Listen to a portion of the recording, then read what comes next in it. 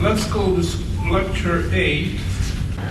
The title is Bills of the Goldsmith, the new protagonist in the greatest story ever told. And I dedicate this lecture to the memory of Karl Menger. He was born in 1840 and died in 1921. He was a monetary scientist of Austrian origin, Austrian both in the sense of nationality and also in the sense of being the founder of the what today is known the Austrian School of Economics. He, in my opinion, is the greatest economist of all time, certainly on the same level as Adam Smith.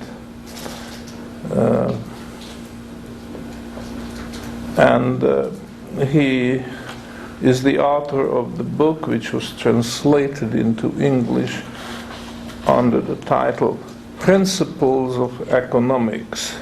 It's a slim volume. A lot of books on economics are heavy. You can kill a bull with them, but I think Menger was a wonderful author. You can kill a student's curiosity. Wow.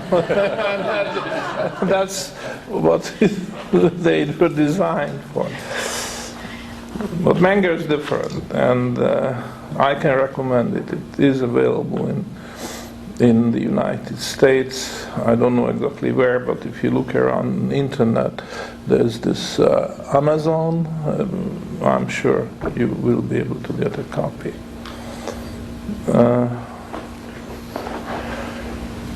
And his theory of the origin of money is part of that book. And he bases this origin on the evolution of marketability of goods. Let's say marketability of a certain good is measured by the spread, the difference between the bid price and the asked price in the market. There's a market for this good. Could be horses, could be cars, could be anything, including investment products. And the seller is stating,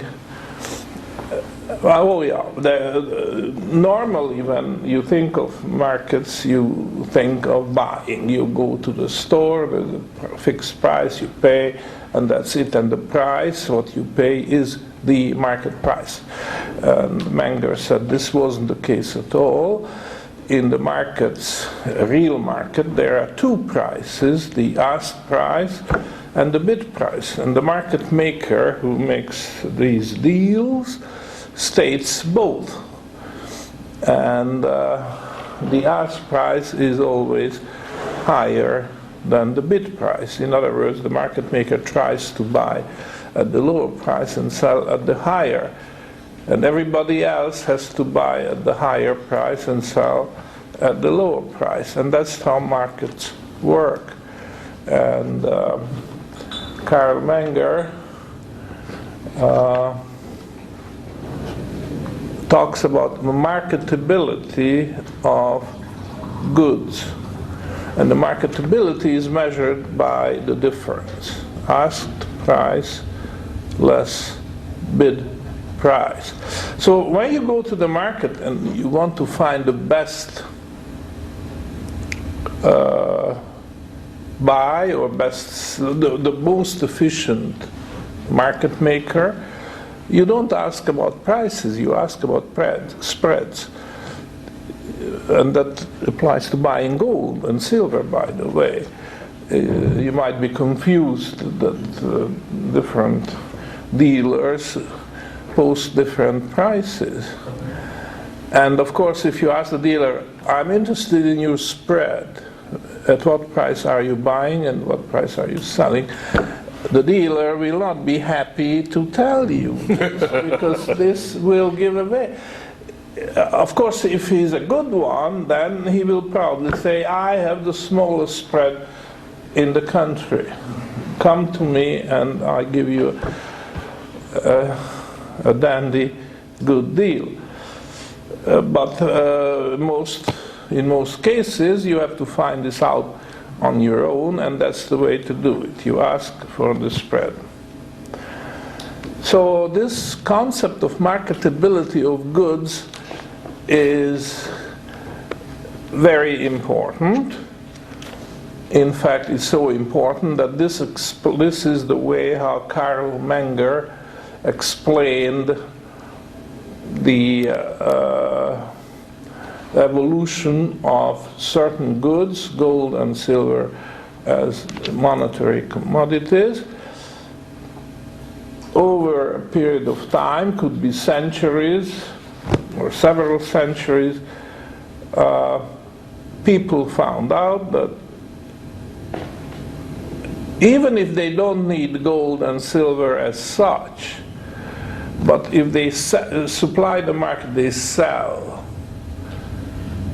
they will be better off if they accept gold or silver. And this is under the conditions of barter. Remember, the question is, market is not terribly efficient, and people found out through trial and error that their best bet is to exchange their surplus for a good which has the smallest spread, because then they can turn around and offer this good in exchange for whatever they have a deficit and they need to buy.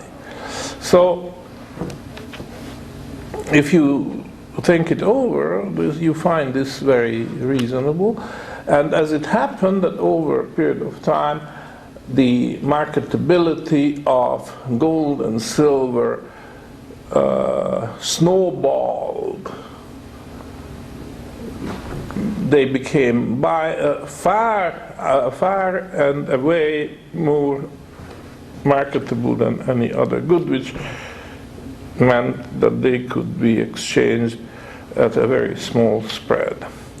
So I'm just quoting one sentence from Menger, since I dedicate this lecture to his memory.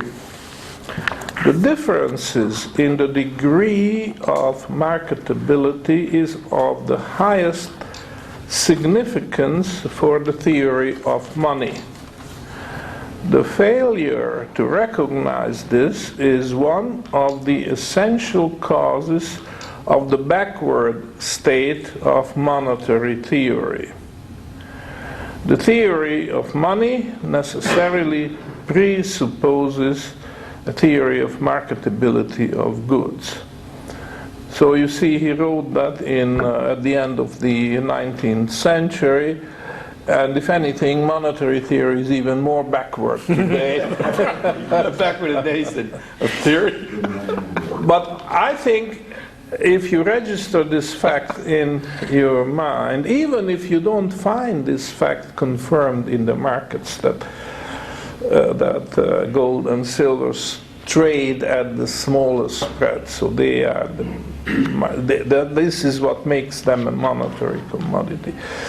And it is true that in many cases you won't find that confirmed by the markets. This is because the governments and the central banks try to falsify this. And there are various ways of doing that. One is to tax put a sales tax on the sale of gold and silver. Now, of course, there are 50 states in the Union, and every one of them has a different sales tax and different policy. In Europe, by and large, there is a uniformity that gold is recognized by practically all European governments as money. They are not fighting the market. They accept the fait accompli. This is the way it is. Let's just accept it. And that means that you can trade gold more advantageously than silver, because silver they don't recognize as money, and therefore they put the tax on it, sales tax, which they call VAT, value added tax in Europe. That's what you find in Europe. Now, as I say, in the States and Canada it's different. I understand in Montreal it's no tax on gold and silver. Physical buying? Physical. No tax. And silver? Same thing. Oh, so you see, here is the province of Quebec, way ahead of the rest of the pack, because I think in Toronto, which is the financial center of Canada, they put a tax on silver, and also on some coins. I'm not sure. Perhaps our Canadian friends will be in a position to give you better guidance than I can. Yes? I bought gold and silver bullion with no tax. But Where? Which in province? Ontario, in Toronto. Uh-huh. So either the guy's being nice or it's true. I'm sure I'm pretty sure gold is no tax. Silver, I was never charged any tax. But I didn't buy these numismatic coins. They may be considered taxable. But bullion itself, as far as I know, it's... Same Yeah. in British Columbia, 100% pure bullion, gold or silver is tax-free. But some of the... Silver? Yes, gold or silver. Silver Some as of well. some of the coin dealers will charge for junk silver coins, the old Canadian pre-1966 coins. Some of them will charge a sales tax on that. And others- Since that's on the valid, but these are It's still... money. Yes. It's Canadian money. Yes. You shouldn't have tax. How can you tax money? Yeah. Ridiculous. Well, I would say most of these rules are meant to confuse the issue. So you just have to cut through this maze of different rules and so on. The other thing is they change the rules very often. So on the top of the complication, which comes from the fact that there are these rules, they even change them. So when we say that gold is the most marketable commodity and silver is possibly the second, but that may not be true, we refer to a wholesale market. You know very well, if you buy gold in larger amounts, then you get a better spread and so on. So as I say, theoretically what we insist is true, but in practice there is a great variation, and that should not confuse us, because I think that's beyond dispute that gold, you cannot beat the marketability of gold. So now we come to a section of our story, the second greatest story ever told. And that assumes that we already have the discount house, our old friend, the cloth dealer, changed profession. He sold his cloth business and went into trading papers, and he did that very successfully. So the discount house was open to business for all trades, not just the cloth and the baker, but all the others, including the goldsmith. The goldsmith, like all the others, traders would buy his gold from the gold miner or wholesaler, and then there were jewelers and so on. So that was just one of the number of businesses which generated bill circulation. But then traders at the discount house noticed that the bills drawn on and accepted by the goldsmith behaved quite differently from bills generated by the production of other type of consumer goods. Although they were, just as any other bill, originally maturing in 91 days, they were coming back to the Goldsmith after only a few weeks or even a few days of circulation. Well, as you recall, a bill is endorsed on the back. If you come into possession of a bill and you want to use it for the payment of some debt, then you endorse it on the back. So after a time, there are a number of signatures on the back of the bill, and this means that when you endorse it, you transfer the right of collecting the face value at maturity to the next fellow. And if he turns around and uses the same bill for paying debts, then he does the same. Now, what happened was that the Goldsmith bill also went into circulation, but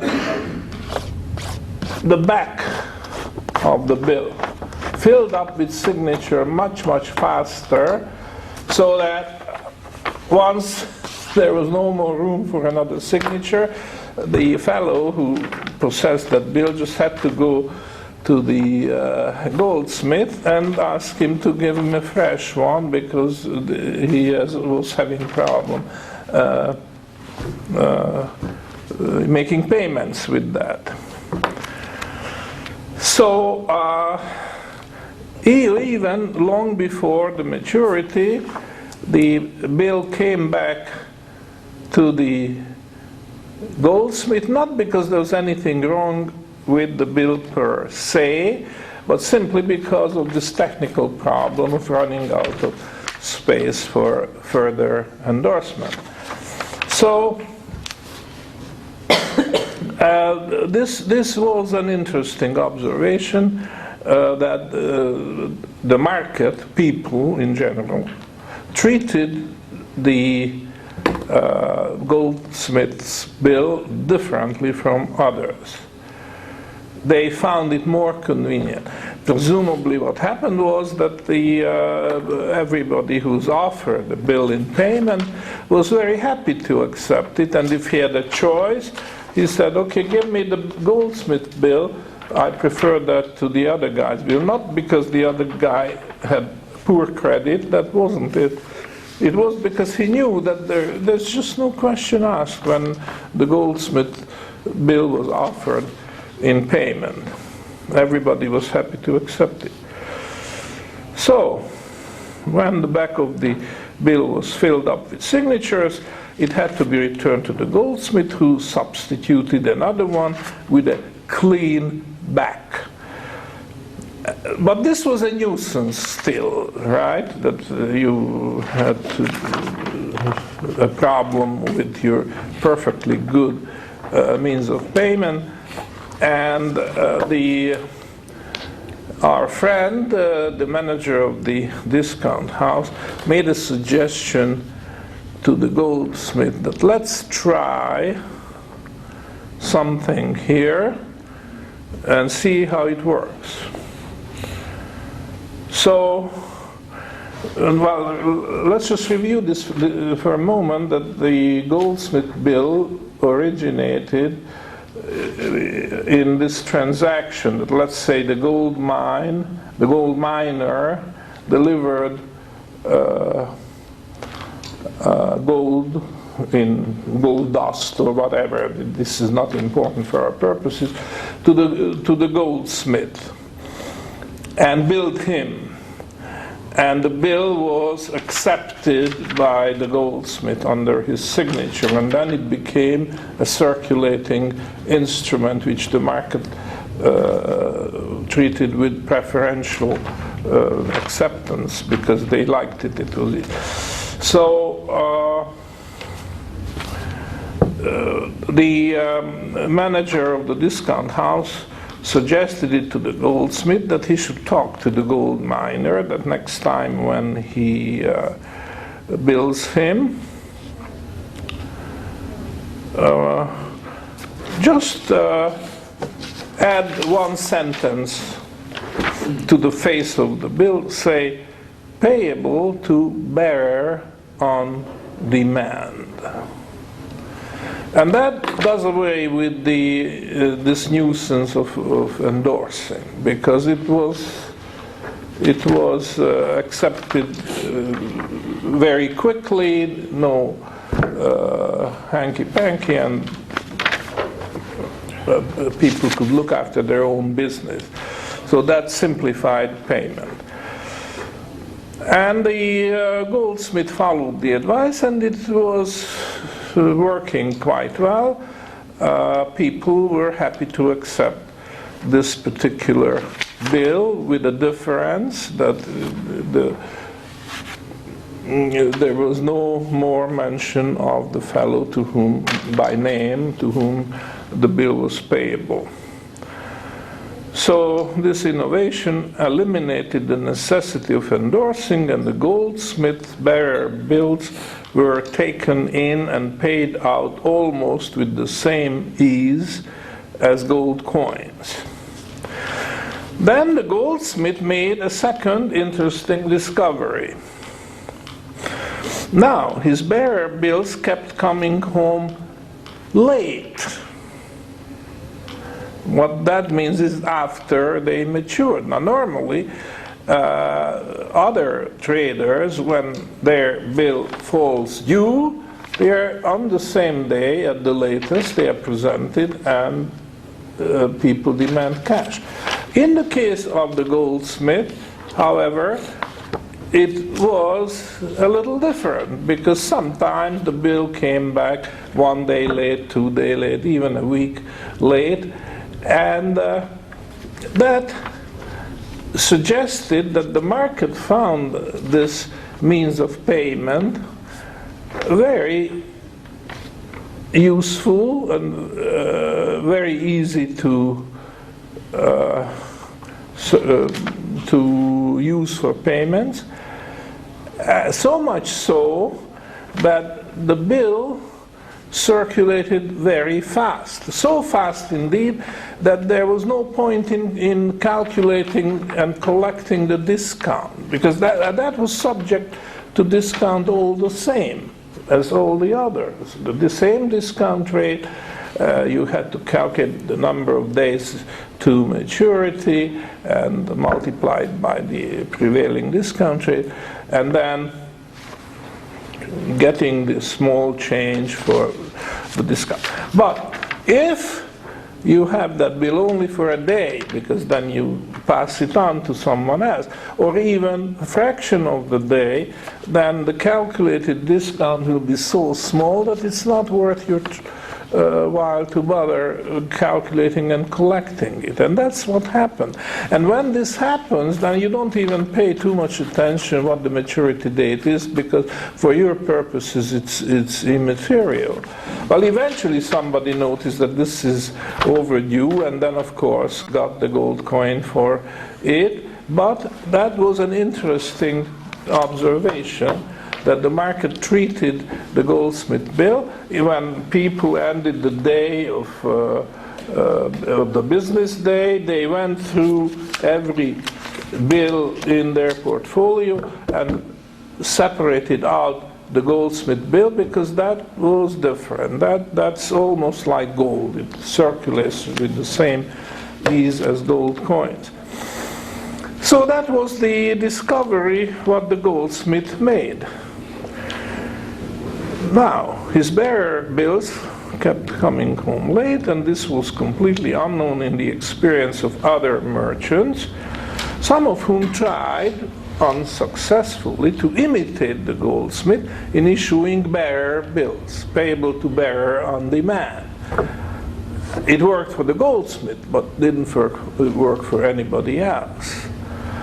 So this was the experience. As most people were holding the Goldsmith's paper only for a fraction of the day, they didn't bother calculating and charging the negligible discount due on them. The Goldsmith paper mostly changed hands at face value. There's no discounting involved. At face value was $10,000. People were happy to accept it at face value. Perhaps not everybody, but statistically, this is how it worked out, that a certain number of people just didn't want to bother. Okay, the Goldsmith paper changed hands at face value. In effect, the market segregated the bills according the acceptor was the Goldsmith or someone else.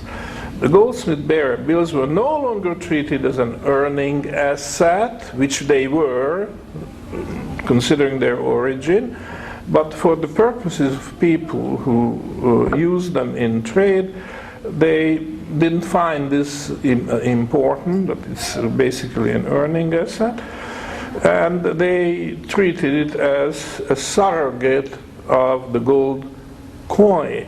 It's a substitute which is in practice a very good substitute and makes trade easier. In fact,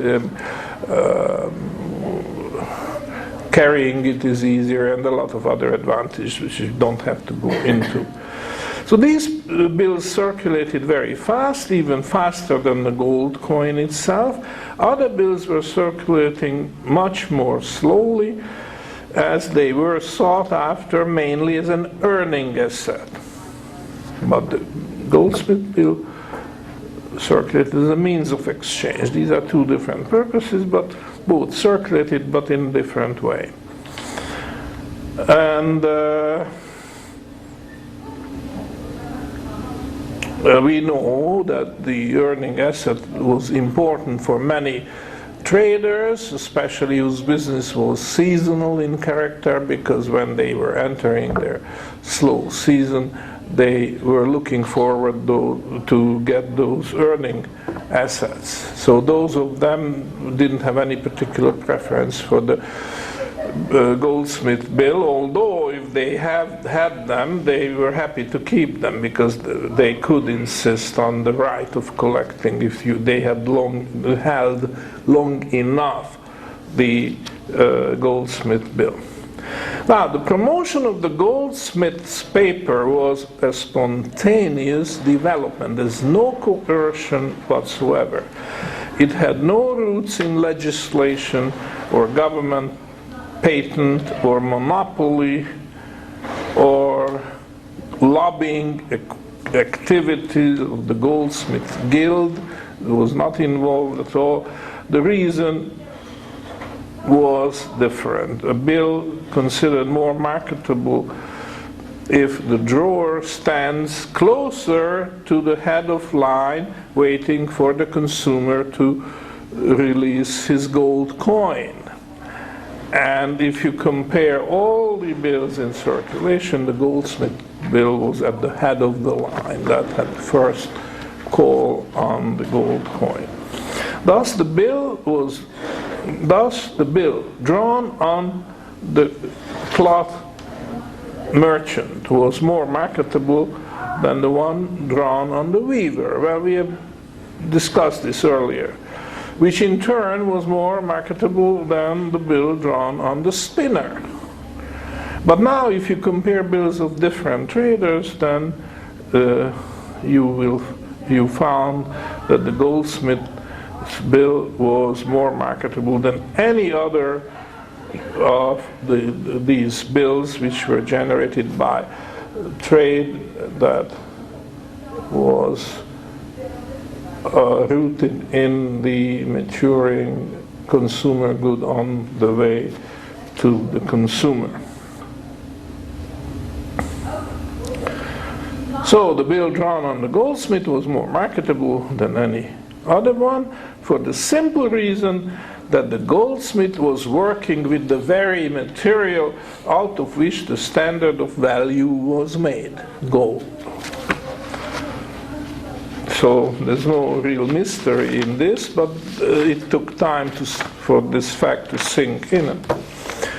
Soon enough, people were making new demands on the Goldsmith that were quite unrelated to his trade.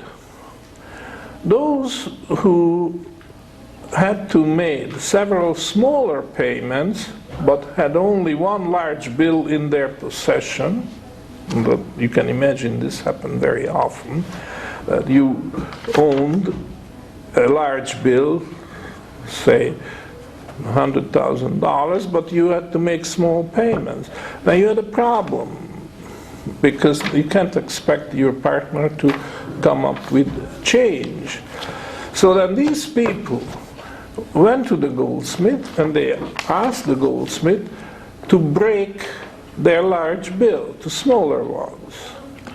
And of course they were willing to pay a consideration to him for this service. And guess what? The Goldsmith was happy to comply. This was an extra income that his business generated. So after a time, the Goldsmith, perhaps again on the advice from our friend, the manager of the discount house, who formerly was the I think he's thinking on his own by now. I'm getting the sense that he's taking the ball. Thinking at night.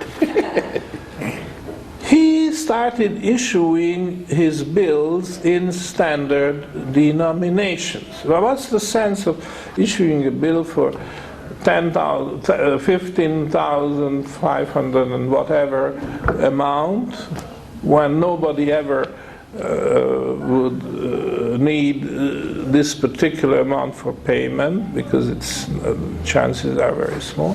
But if it was in standard denominations, then it would be convenient. So what the Goldsmith did was he issued his bills in standard denomination. These were bearer bills, payable to bearer on demand, $100,000, $500,000, $1,000, say. And he balanced this. This is a liability when you issue bills, and you have to balance this liability by having assets of the same value. So he balanced this liability on his book by having those large bills of other merchants, which he had held until maturity, at which time he would get the gold coin or buy other bills and so on. So, in other words, this started resembling a bank, but this was honest. Okay. This was honest. You see, we'll see lots of examples of banking which were dishonest, but this was honest because he was not forcing his own paper. People backed him to issue these bearer notes. They don't want to bother with discounting, calculating and collecting the discount, and they preferred standard round figures as denomination. This was the demand, and he just met an existing and a reasonable demand, and he did it in a perfectly honest way, because he substituted, he had the assets were, and maturities were also matching perfectly. So there was no difficulty about that. In an unrelated development, the Goldsmith dropped the maturity date on his standard denomination bills.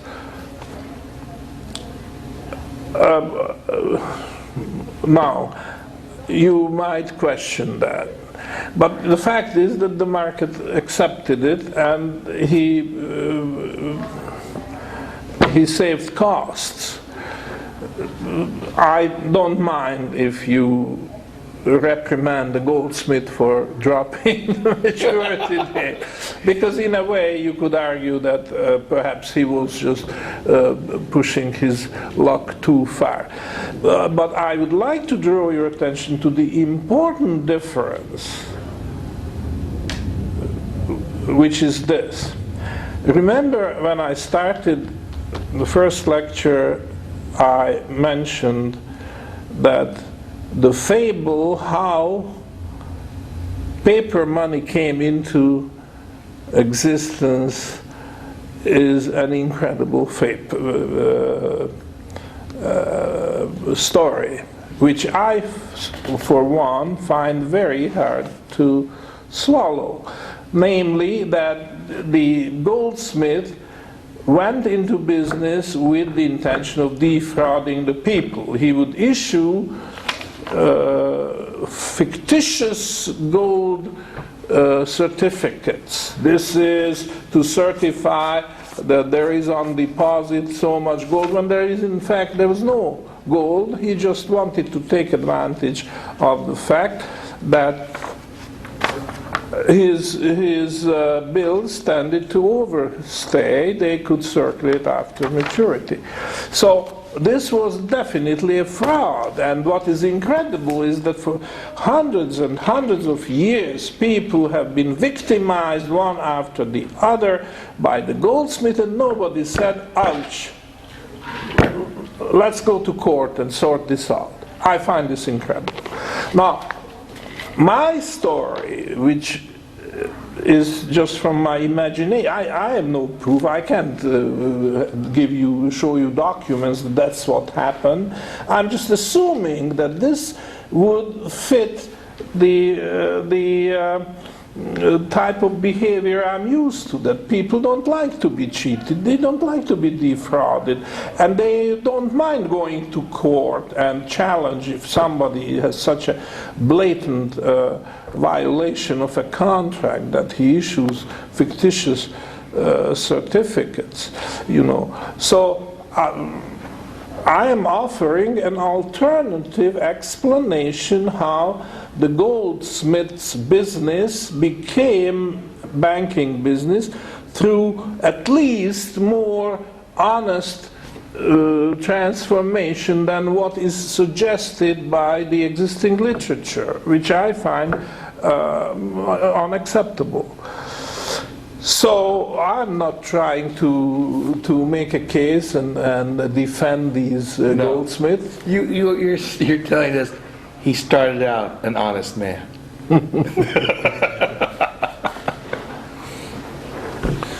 So take your pick. Do you believe the fable that the Goldsmith had an original sin of defrauding everybody, not just some, one business partner, but everybody? And this is again Lincoln's dictum that you cannot cheat all the people all of the time. You can cheat some of the time, or even most of the time. So I'm just offering this to you. That is my explanation how the Goldsmith's business evolved into banking.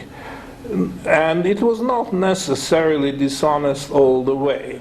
It was probably honest. And actually, in a future lecture tomorrow, I'm going to explain very, very precisely. I'll pinpoint where the dishonesty came in. So don't take me as a naive professor who accepts or has a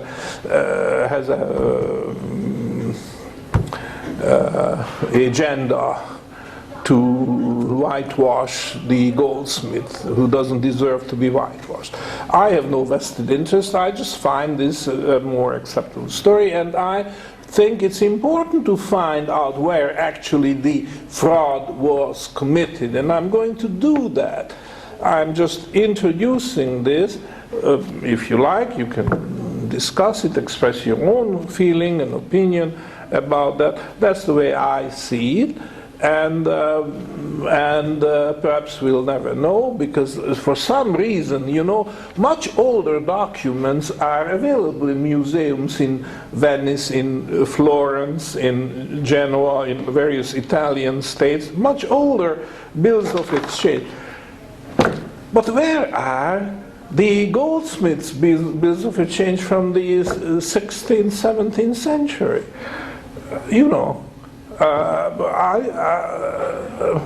People who write about these things, they don't document it. Whereas earlier, the early story of the real bill circulation can be very, very well documented, and those are very interesting studies.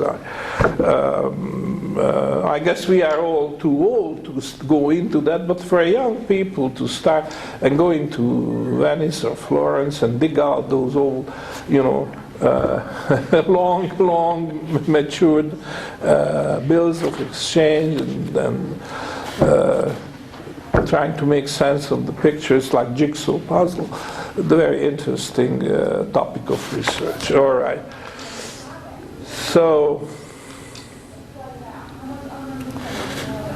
the market process promoting the bill of the Goldsmith to become the most marketable paper in the bill market was analogous to the market process that had earlier promoted gold to become the most marketable good in the commodity market.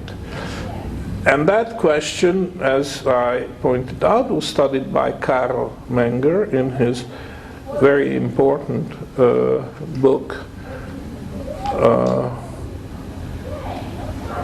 The Principles of Economics, and he also has a paper which was published at the end of the 19th century on the origin of money. And the whole concept is built on marketability. Commodities could be more or less marketable, and paper, bills, can be more or less marketable, and this evolution explains the origin of money. So I'm quoting from that paper of Menger on the origin of money. He actually published it in English, or at least it appeared in English translation. I'm not suggesting he wrote it in English. It was translated into English, and it was published in an English journal on economics in 1892. So I'm just quoting a few sentences from this. There is a phenomenon, this is Menger now, I'm quoting. There is a phenomenon which has, from old, and in a peculiar degree, attracted the attention of social philosophers and practical economists, namely, the fact that certain commodities became universally acceptable as media of exchange. It is obvious even to the most ordinary intelligence that a commodity should be given up by its owner in exchange for another more useful to him. That's very straightforward. Everybody chooses the more useful commodity. But that every economizing individual should be ready to accept a certain commodity, even if he does not need it, or if his need for that commodity is already satisfied, in exchange for all other goods which he has brought to the market, while it is nonetheless what he needs that he first consults when acquiring goods, has been considered outright mysterious, even by such a distinguished thinker as Savigny. We don't have to worry about Savigny. The language is a little bit contorted, but I don't mind reading it because it gives you a flavor. What he's saying is, without naming gold, but he's saying that 99% of the people who accept gold in trade, they don't need gold directly. Or if they need gold, they have already covered their needs for gold. Yet they accept gold, and that is a mystery to social thinkers, or was at least in those days, perhaps even today. But he thinks that this problem has to be addressed. We want to understand what makes gold acceptable, even if you don't have a direct need for it. Because you don't have a wife who wants jewelry, for example, you see, because if you have a wife, then there's no mystery involved. The difficulties of barter would have proved insurmountable obstacles to the progress of trade. Had there not lain a remedy in the very nature of things, namely, the various degrees of marketability of commodities. The differences in this regard are of the highest significance for the theory of money. The failure to recognize this is one of the essential causes of the backward state of monetary theory. The theory of money necessarily presupposes a theory of marketability of goods. The person who wishes to acquire certain definite goods in exchange for his own surpluses is in a more favorable position if he first exchanges his own surpluses for highly marketable goods, even if he doesn't need them per se. Then, through a second exchange, he can more easily acquire the goods he really wants. Men have been led with increasing knowledge of their own individual interest, without convention, without legal compulsion, without legislation, nay, even without any regard to the common interest, to accept highly marketable goods in exchange for their surpluses. The most highly marketable goods that have thus become, over a considerable period of time, the generally acceptable media of exchange. End of quote. But we can immediately finish the sentence which he left unfinished, namely gold and silver. You see? So you don't have to enumerate that gold conducts electricity and heat and it doesn't corrode, and then you go through the whole list. These may also be important, but very marginal in relation to the fact that gold is the most marketable good there is, and silver is the second, and if we didn't have these, then there's some other good would be the most marketable. I don't know what, maybe platinum or palladium, or well, we know, for instance, that the ancient Greeks at one point used iron, but iron in those days was a different thing. It wasn't so common as it is today, and it wasn't very successful either. It was just a good try. And then they tried copper, and copper was far more successful than iron as money, but even that was not satisfactory. It wasn't the most marketable because it fluctuated too much, which made it less desirable. So we don't have to go any further than saying most marketable commodity. That answers the question. If you want to research it further, nobody's stopping you, but from an economic point of view, to build a monetary theory, you don't have to go any further than that. So, the most marketable good that through the evolution described by Menger has ultimately become the generally acceptable medium of exchange is gold. In the bill market, an analogous evolution, this hasn't been worked out by Menger or by anybody else to my knowledge, but it could be worked out in the same way as you did it for commodity, you work it out for paper. So there was an evolution in the marketability of various bills, real bills circulating in the markets, and the most marketable bill, which, as we have just discussed, was the Goldsmith's bill. Could be bearer bill, could be no maturity date stated on it, became the bank note.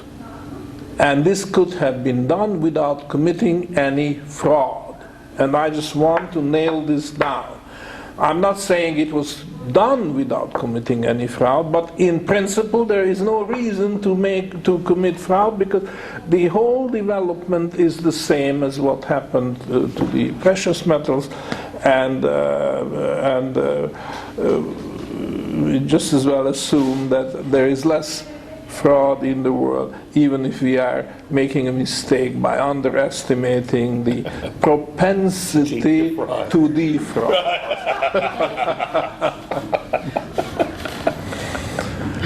So even though all properly constructed bills showed a high degree of marketability, there was still a difference, namely some bills had high recognition value, some others had less high recognition value. So the market gave a preference to the high name recognition bills, and that was the Goldsmith bill. Goldsmith became the banker who would meet the public's demand for standard denomination banknotes, which are easily used in trade. But the important thing is that this did not do away with real bills, because what was the asset which the Goldsmith, or later the banker, had to have behind his banknotes? It wasn't government bonds, not even government bills. It was real bills. And the books of the banker were open to inspection, and people, before they made a large deposit in a bank, could go to the bank and tell them that I opened an account on condition that you show me your books. I want to see what assets. And then he either liked it or didn't. If he didn't like it, he would go to another bank and find the bank which showed him real bills in the portfolio of assets. And that's very important, that it's not so much the banknote, but what's behind it. And the real bill is still there, even though it lost out in the competition with the Goldsmith bill, which became the standard banknote in circulation. No maturity date, it was payable to bearer, and so on. Very easy to handle and use for payment. But the real bills, which were the bills of all the other traders, didn't suffer by that evolution which promoted the Goldsmith bill. They didn't, because they were very much in demand by the bankers, the honest bankers. Very much in demand because the real bill embodied two somewhat contradictory properties. On the one hand, they were an earning asset. On the other, they were still very liquid, because if the bank had to make a payment unexpectedly, it wasn't exposed to loss if he took this paper or the whole portfolio and sold it on the bill market. You know? I mean, obviously there's always a small loss, but nothing like subprime mortgage. Professor, Yeah. I heard that, I read recently that as recently as the early part of the 19th century, even under a fractional reserve banking system, all right, even under a fractional reserve banking system, that sound banking was based on bills of exchange. Bills of exchange. That they had bills. That banks, that commercial banks in the United States, it was unsound banking to hold mortgages as your portfolio. It was because they were borrowing short to lend long. That's and right. they were illiquid. And bills of exchange were not illiquid. They knew that they could go and take this to another bank and cash out and get something for it and meet their obligations. Yeah. And I carried further. Not only that real bills were more liquid, but real bills were maturing into gold. So actually, it's a good thing you brought it up, because I want to talk about this a little. The fractional reserve banking is usually used in a derogatory way, which is probably right. I'm not going to comment on that. But when it applies to the real bill, it's a misnomer. Because what is at issue is what kind of assets the bank is using to cover its liabilities. Now, when you say fractional reserve, it sounds as if the bank covers some of its liabilities with assets and some of it leaves uncovered. But that's not the case at all. In the case of the bank we are talking about here, which evolved out of the business of the Goldsmith, is very, very different. Because the Goldsmith covered some of the liabilities with cash gold assets, such as gold coins or even gold dust, or something which could be made into money on relatively short notice. And the rest was covered by real bills maturing into gold by virtue of that process, that the underlying goods are in high demand and they are going to be bought by the ultimate consumer in 91 days, at which time the consumer would relinquish his gold coin, which so even without selling the real bills in the bill market, the Goldsmith, if he could wait a couple of weeks, the gold coins will roll in, because these bills mature.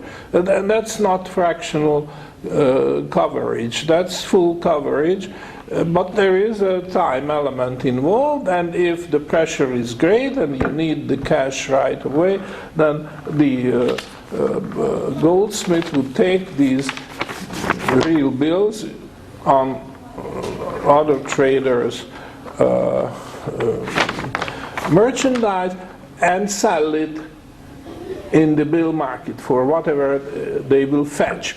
And he was fairly certain, and we can agree with this, that the risk of a huge loss was not there. He can sell it because there will be a need. Well, we know what the need for these real bills are. We spent quite a lot of time together here. That some seasonal merchants, when they are going out of their high season, they have a pile of gold coins which they would like to invest, and there is no better investment than buying the paper of other merchants which are presently in their high season or going into their high season, and many other situations. So that demand is very real, and therefore it's not like selling bonds when you have to sell bills of other merchants. Yes? I think you can calculate this loss if the bill matures in 12 days and it's how many pennies per day, and he sells it 12 days early, that's all the loss he's taking. So the loss is minuscule, never mind huge, never mind even significant. So I think that's wonderful. Yeah. So I think this is all very reasonable, and we can accept that that's the way the evolution actually took place. You're going Okay. to get into the origins of fractional reserve banking? Are you going to explore that or not? Or how it We became unsound? will talk Yes, about yes, this. how that- Because what you're the premise of banking that you're matching maturities. Well, that's right. the banker's That- business. So if you Well, it's one part of it. That's not everything. Yeah, But starting out, because that because liquidity or marketability of the paper is probably even more important. Well, no, I wouldn't say which is more important. They are both very important equally. Matching maturities, as you suggest, on the one hand, and making sure that the assets backing the circulation are liquid enough that in case of emergency they can be thrown on the market without major dislocation, causing major dislocation in the market. This is very important, and that's what Karl Menger is talking about. But that operation was in place prior to it extended into fractional reserve banking, and that's how the dishonesty crept. I don't think there was one event that marked the break between honest banking and dishonest banking, Yeah. or equating fractional reserve banking to dishonest banking. Or was there? Was there Well, we'll see if you- was there an evening when our cloth merchant over a pint of ale had an insight and went to see his friend at the discount house? Yeah. Well, gold backing was dollar for dollar originally, and when the bankers felt that there wouldn't be calls for those, they could extend the maturities. They would go to borrowing short and lending long. Well, you see, there are several. What you say is all valid, but there are several problems involved, and this is all We're talking mixed up, about and you've got to evolution. separate. Yeah. But you say matching maturities. This sounds that once you take care of that, everything is fine. But it I'm isn't. not saying I it's know, not, yeah. I know, but the impression, because this 91 day keeps coming back, no matter what you do or how you package it or want to try to pass it on. The fact is that, believe me, and believe Menger, and believe Adam Smith, a lot of people tried to match maturities and put bills into circulation which mature in 180 days or 360 days or whatever, more than 91 days. And they failed. The market rejects them. And that's a fact. You like it or not. This is something we cannot change. Bills which mature in 91 days, if they are not fraudulently constructed, and those goods exist and move, that's also important, that you can't stop the movement by speculating that the price of wheat is going to go up. So I am going to arrest the movement of wheat and still issue those bills. I am the miller, and I know the price of wheat is going to go up, so I'm not grinding the wheat into flour because I want to store them and sell them at a... So, they tried that, and they tried every trick in the book, and it failed. And the most often tried trick was to exceed the 91 days, and they couldn't, because that is an important number. It's 3 months, 13 weeks, 1/4 of the year, and the change of the seasons is involved, and that's very important. Seasonality of business has its stamp on the whole market. So that's so matching maturities is important. But we are talking about commercial banking, which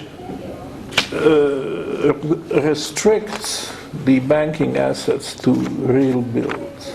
Now there's investment banking, where you issue bonds and make investments and so on.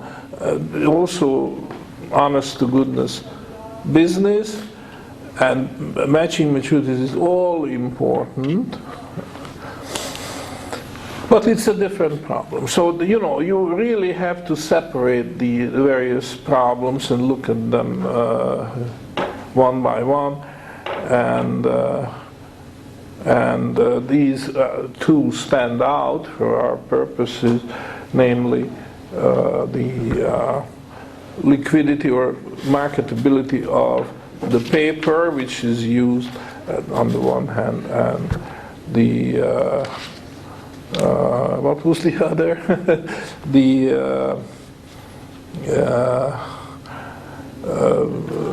This is an earning asset, which the real bill is an earning asset, which has a demand, and in case of emergency, the banker can get the cash he wants to pay out to his customers. Okay. Yeah. Are we on schedule for time? Because I had a question I wanted to ask about the discount. Sure. But I might, because I want to make sure I understand why that was such a profitable business. This sort of leads back to your last lecture, not this one immediately. Okay. I was thinking, but it didn't quite make sense to me, so I wanted to, may I use the... Sure. Are we using that board? I don't think we can use that board. Oh, yes, we Can you can. use that board? It costs only $45. You got $45, put it on the table. Sure. Let's discount it. That's a discount. What I was wondering about is if, going back to some of your earlier essays, Professor, you said that the discount rate can never be higher than the rate of interest. It can be the same, but it can never be higher. It Right? shouldn't be. Or under normal circumstances. So assuming that in the normal market, you have, if you're talking a quarterly real bill, it would sell for $99.50 for 100 face value and mature at 100, so a 2% annualized rate. So you were saying that a discounter can make a good business by being prepared to offer his gold coin to merchants that needed it at the start of their busy seasons, and then for the merchants that had excess gold coin, the opposite, buy the coin issued them a bill. Now, for the merchants that had excess coin, assuming the discount house operator is offering this rate, for him to be able to make a profit, he would have to squeeze the merchants who were desperate for gold coin, but he would only be able to squeeze them a little bit, maybe, so that's about a 3% annualized rate, because he couldn't charge more than the rate of interest.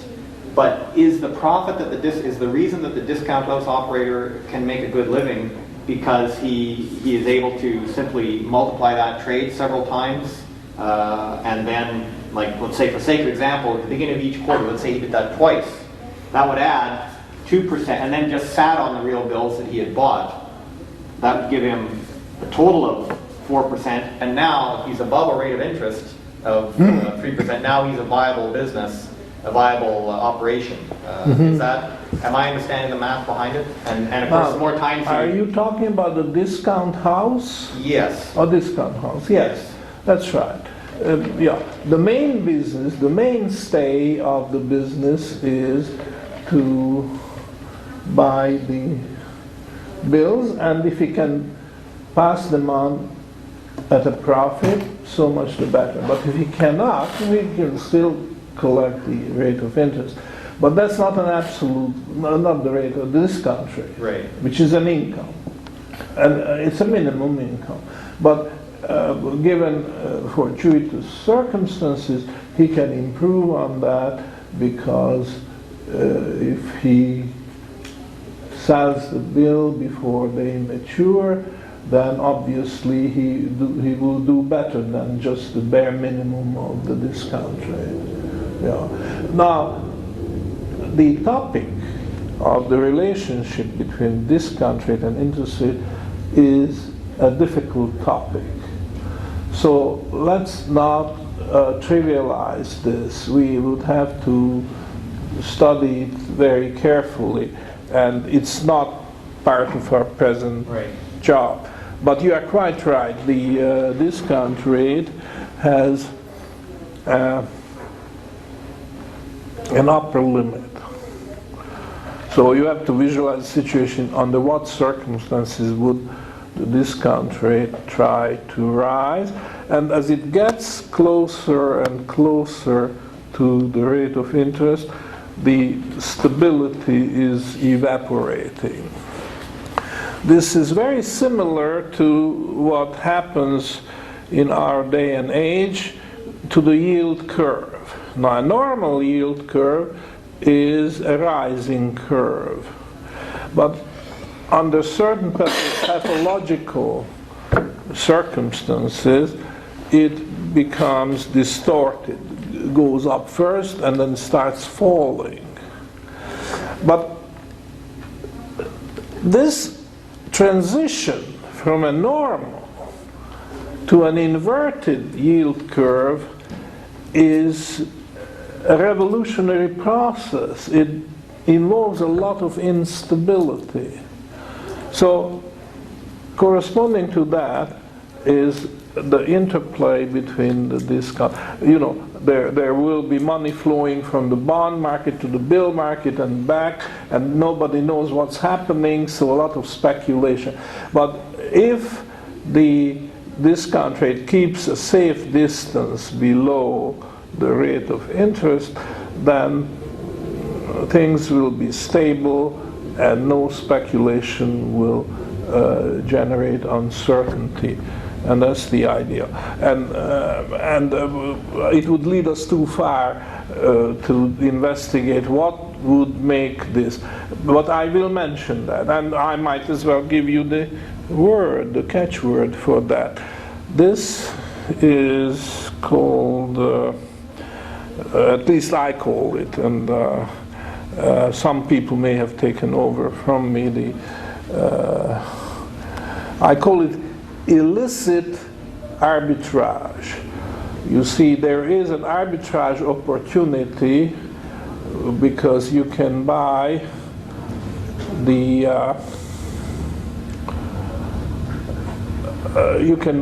bill and sell the bond. So there are two markets, bill market, bond market. And that's the normal relationship, interest rate, discount rate. And then smart operators come along and they say, gosh, the interest rate is so much higher, so I just borrow money in the bill market, which means sell the bill, and buy the bond. Who would do that? And pocket the difference. Who would do that? Who would be that dirty fellow who would do such a nasty thing? And lots of that. Because they say, that's really legitimate arbitrage. If you have two markets and we buy in one market cheaper and turn around and sell it at a higher price than the other, that's what the name of the game is. You do arbitrage, period. But that particular arbitrage is illicit. Right. Because and the word, Adam Smith's word, social circulating capital, is an admirable one because it suggests that the ownership for the bill market and also the goods which form part and parcel of the social circulating capital is social, it's owned socially. So you are trying a risky business, and if you lose, then you say, okay, that's for society to pay the losses, you see? So there should be legislation, and true enough, there was no legislation outlawing the arbitrage between the bond market with the higher interest rate, and There was legislation outlawing? there was no No, legislation. okay, none. No All right. legislation. And if we reintroduce a gold standard after the collapse of the dollar and take care of various bad people, punish them, and so we also have to make sure that they don't repeat that mistakes, yeah. arbitrage. And this is basically, if you think of it, and I think I'm running out of time, but if you think of it, this so-called illicit interest arbitrage is nothing but borrowing short Lending. and turning around and lending the money long. That's what it is, right? You sell the bill and buy the bond and pocket the difference. But wouldn't it be enough to, oh, sorry, never mind. I answered my question. Just think it over. That's what it is. So if you outlaw illicit interest arbitrage, you have outlawed the borrowing short, lending long. It's the same thing, but different forms. It would appear in this situation in this disguise, or the situation different disguise, but it's all the same. People trying to shove their losses to the public at large. That's it. That's the name of the game. That's the name of the game. That's the name of That's the the game. name of the game. And then you dress it up and Yeah. try to justify it that this is just good economics. Yes, spreading the You risk. know? You know? But it's not. Yeah. And it should be outlawed. And it was not, I wouldn't go that far saying that in no country anywhere ever was it outlawed, because there might have been some obscure little country like Andorra or And you'll find out on the internet next week. but to my knowledge it was never outlawed, which it should have been, and it should be if we are going into that new situation. In other words, the boogeyman is not the fractional reserve banking, because well, it could be, but in the scenario which we are discussing here, it's not, because it's not fractional reserve; it's full reserve. On behalf of bankers this afternoon. Honest banking. Honest banking. So the real boogeyman is borrowing short, lending long, or illicit interest arbitrage. It's wonderful. But as long as a discounter, as you were saying, if discounters spring up in the wake of a paper money collapse, as long as they deal only in real bills and attempt as best they can to make a market in them and shave off maybe a quarter point or even 10 basis points to the sell of each trade, they actually could do much better than 4% return on their capital. They could do 6, 8, 12%. It would just depend on their turnover, but as long as they didn't try and influence the actual interest rate curve and obeyed it and kept their, well, I mean, no merchant would agree to borrow on term, to issue a real bill on any terms worse than that. As long as they did that, they'd be completely moral and they would not be damaging the system, and they'd be doing a great favor to the financial system. All right. Very good. Now, any questions, comments? I'd just like to address what Nathan was saying. 2% doesn't sound like much, but put in a historical perspective, 100 years ago there was no inflation, there was no easy speculation to make 10, 15, 20, 30%. That was pretty good. Yeah. And if Steady actually money. there was a historic deflation, or if I dare use the word decrease in prices, so this 2% was pretty nice money for a guy who sat at a desk and didn't do very much. And if he had plenty of capital, there's plenty of money. Oh, but no, I disagree. That's what confused me at first. I thought, yeah, that would be a great business, but then I realized, but you don't need to be a business to do that. You just put your own money in a real bill and you make 2%. And that's, if you're trying to be a businessman, then you have to be earning higher, as you pointed out in Hungary last summer, you have to be earning higher than the rate of the government bonds, or why in the world would you be in business? And so that's why I was confused about how is it that you would make a return greater than that? And then it occurred to me, it must be through turnover of the real bills. I think I read somewhere Ebenezer Scrooge, a commentator said Ebenezer Scrooge was a bill discounter. A lot of people don't know what he did for a living, but supposedly that was one of the things that he did. All right. Well, we adjourn, and in half an hour's time, we have the good fortune of listening to Dario's presentation. The title is still a secret, is it? Well, it gives me some leeway. Okay. I just want to say this, that Professor Fekete is really a showman. I mean, when you're in show business, you leave always wanting people to come back. And he has now left us on the seat of the pants wondering, what does that banker do? At what point did he did it? And I myself am interested too, so I'll hopefully keep it concise. Just wait, because I could make a stage show here and have somebody play the weaver, somebody spinner, and you maybe end up as Scrooge. I'll do good.